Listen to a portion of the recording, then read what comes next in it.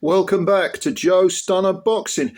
In a couple of weeks, we've got an extremely appetizing light heavyweight fight between the two Davids, Morel and Benavidez. And this is at 175, when really both fighters are essentially 168 pounders.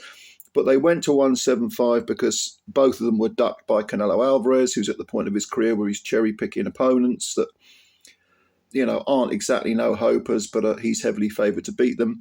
Both Benavidez and Morel posed a very real threat to Canelo, so he avoided them.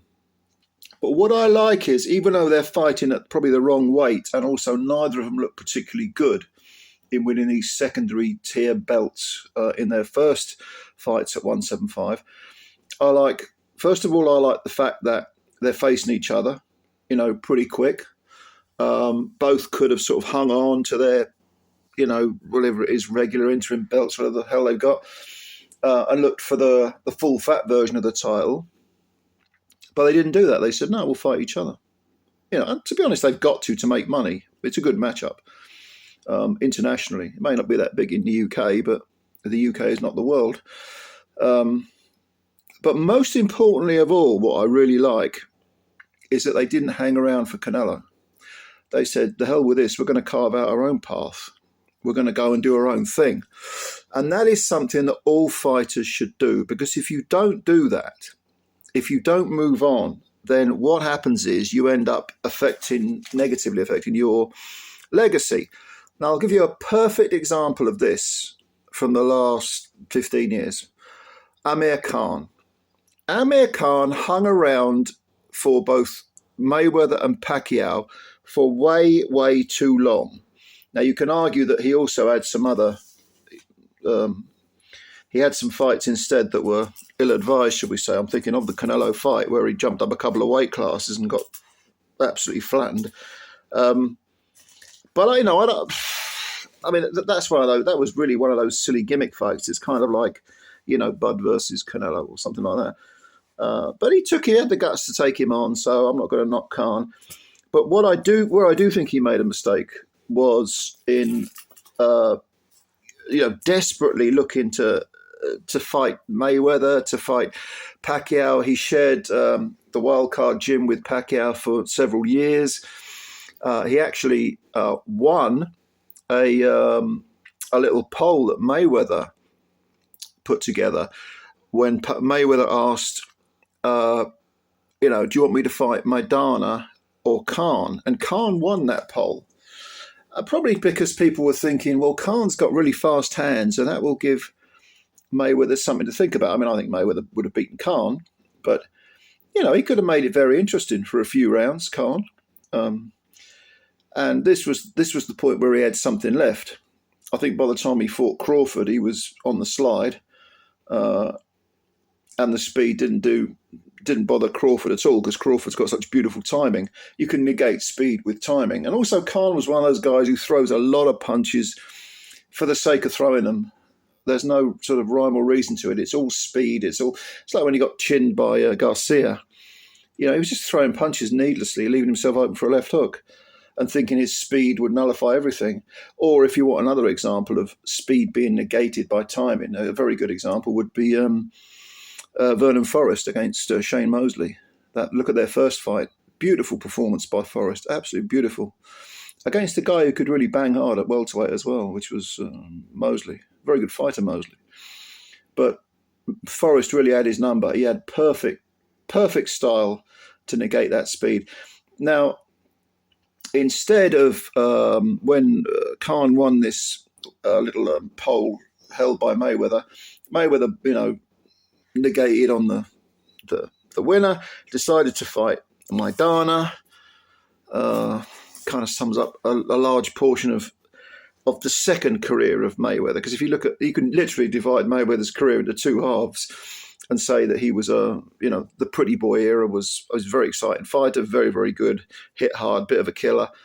When he moved up in weight, the second half of his career, especially because he had hand issues, he became, he almost reinvented himself. He was a brilliant fighter, Floyd Mayweather. Whatever you think of him as a person, I don't rate him as a person at all, but as a fighter, he was quite brilliant. And yes, it would have been a massive payday for Khan, and it would have been so would the Pacquiao fight. But Khan hung around too long instead of trying to carve out his own niche, his own little piece of history. I mean, to a large extent, he did that because he was a unified champ, and he won titles at 140 and so on. But I get the feeling he could have done more. You know what I mean? If he was his own man, instead of constantly looking for, to fight the so-called living legends, the active legends, make yourself a legend. So I like what Benavidez and Morel are doing, and I think a lot of other fighters could benefit from this. I watched one of Boxing Beats and Rhymes videos earlier today, and he was talking about Anthony Yarde and Buatsi. See, that's another thing. That's another fight. If they're not going to get it on, move on. You know what I mean? I don't know what the hell Yarde's doing with his career, or Tunde's doing with Yarde's career, why Yarde is allowing Tunde to do that with his career.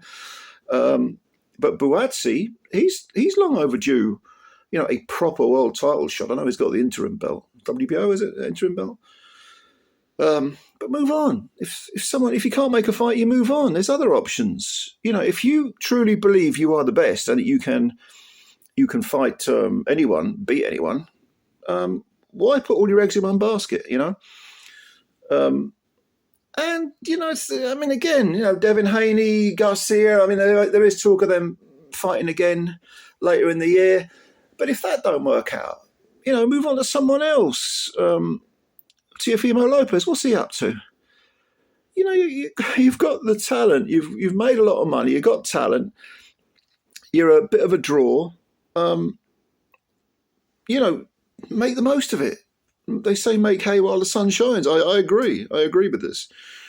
But too many fighters sort of hang around for too long looking for specific fights. And if you look at, it's like Anthony Joshua now. I know Joshua's he's at the sort of back end of his career. Tyson Fury's retired.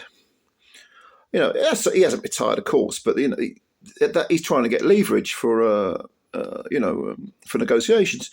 If I was Joshua, I'd say, all right, retire. I'll go on to someone else. Who else wants it? If you're a fighting man, that's what you do. Yeah, it's a lucrative fight. Joshua Fury, it's years past its sell-by date, in my opinion. It might still be a good fight, but it's not what it was when they were both undefeated. But move on if you can't get that fight. I'm all for fighters carving out their own little niche in history and not relying on other supposedly big names to sort of help them there. Do your own thing. Do what Marvin Hagler did, which is took on all comers, beat them all. Took him 2 attempts to win the world title, but when he got it, he held it for 7 years. Didn't jump up and down weight classes, was a middleweight, stayed in his division, and dominated it totally, and mopped up everything. And beat some very, very good fighters, as I'm sure you know. I've got a lot of time for that type of attitude, for the ones that just say, look, I am a middleweight, welterweight, whatever. This is my division. I'm going to take on literally anyone. Come and get me, or I'll come to you. And unless you're running, I'll catch you as well. So just a few thoughts on fighters,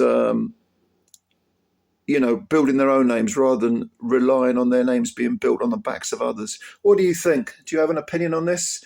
If so, of course, leave it in the comments. I'd like to read it. I'd like to hear it, hear your reasoning behind it. And thank you very much for your time. As always, please subscribe to the channel if you're new and hit the like button, because you're helping the channel out and you're a good person and you want to help the channel out, don't you? Much love. I'll catch you later. Bye for now.